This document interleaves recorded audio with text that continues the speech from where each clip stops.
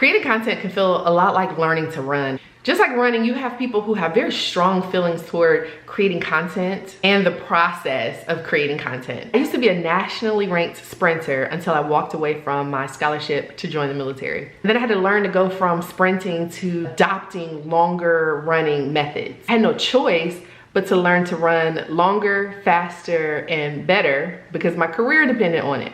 Even though I didn't enjoy it, even though it was something I dreaded more often than not. These days, running longer distances, running period, it's just my happy place. It doesn't matter how I do it, I just love it. I feel like there are 4 different types of people when it comes to this. You run socially, do it because you enjoy networking and meeting new people. You run for a cause, not naturally a runner and maybe don't even identify as such, but want to be a part of a bigger cause or mission. You run from a place of peer pressure. You have someone guilt tripping you into running. Or you run to reach a goal. People who begrudgingly run to lose weight because it's the only way they can think of reaching their goals, right? While that's running, I can see where people who create content for their business fits into all 4 of those categories. Content creation for a lot of people is very similar. Feel like it's something that you have to do in a way that doesn't necessarily match the way in which you want to do it. Here's the thing, you can learn to create content or market your content in a way that aligns with you. Brand new online, especially with all the theories out there about where to be, how to be, when to be, can feel really overwhelming, but it doesn't have to be that way. And create a content strategy that serves your audience,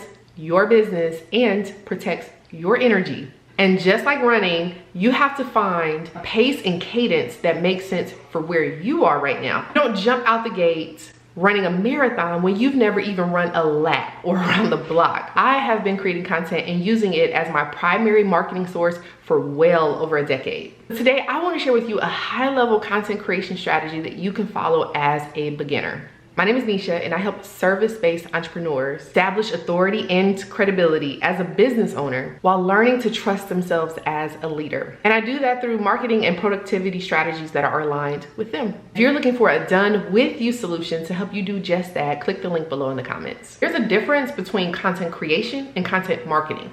Think of yourself like a scientist in a lab. Scientists, one approach is trying to find a solution and explore the methodology. Another approach is you already know the solution, but now you have to market it. As a beginner and a business owner, you should determine one goal that you have as it relates to your content. Focus on that one goal at a time. If you already have a service offer or a digital product ready to market to the masses, then consider creating content that is more pointed toward a call to action for your audience. You're still in the early stages of building your business and testing the waters with what sticks, what resonates, validating your idea. Content creation may make more sense for you. Whatever that window is, just make sure it's enough time that you can maintain consistency and give the content enough time to work for you. Titles, subject lines, hooks, captions, that's your starting lineup. It's the energy of your brand, of your message, and they set the tone for the content that you want to deliver. It's really going to determine how well you play this content game. You have just a few minutes to make these things enticing. Ultimately, it doesn't matter what's in the body of the message if they're not interested in learning more or clicking more or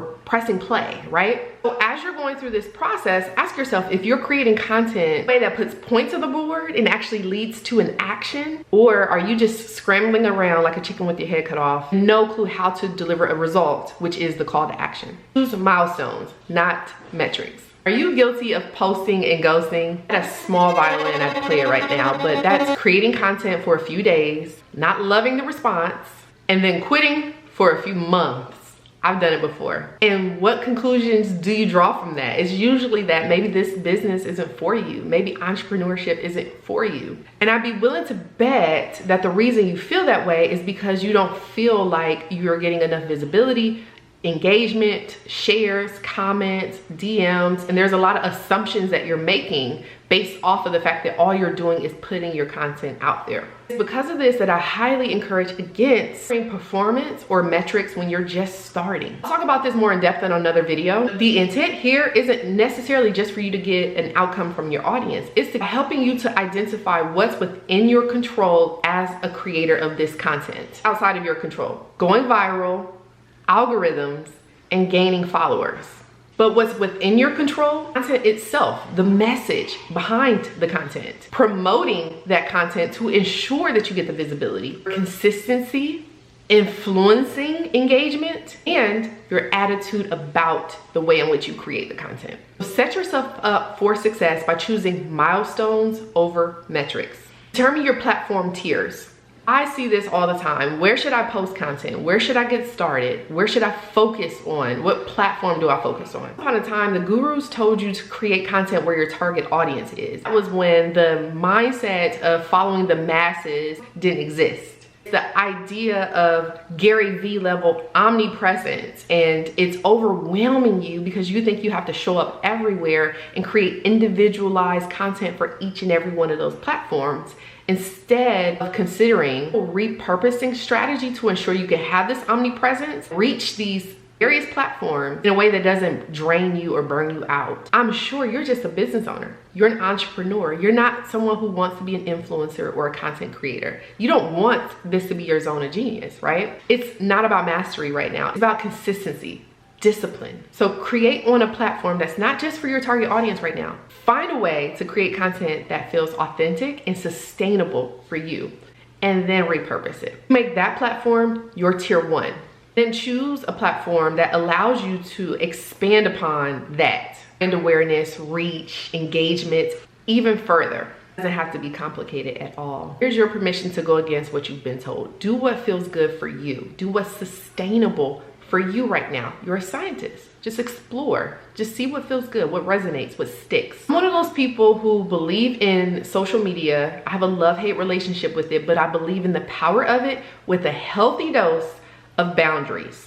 And just like running, you have to find a pace and cadence that makes sense for where you are right now. You don't jump out the gate running a marathon when you've never even run a lap or around the block, right? I am actually testing a beta program right now to help you as a service-based entrepreneur to identify an attraction marketing strategy that makes sense for your energy, your lifestyle, and your personality, and co-create your assets, your strategy with you. And if that sounds like something you want to learn more about, make sure you click the link below.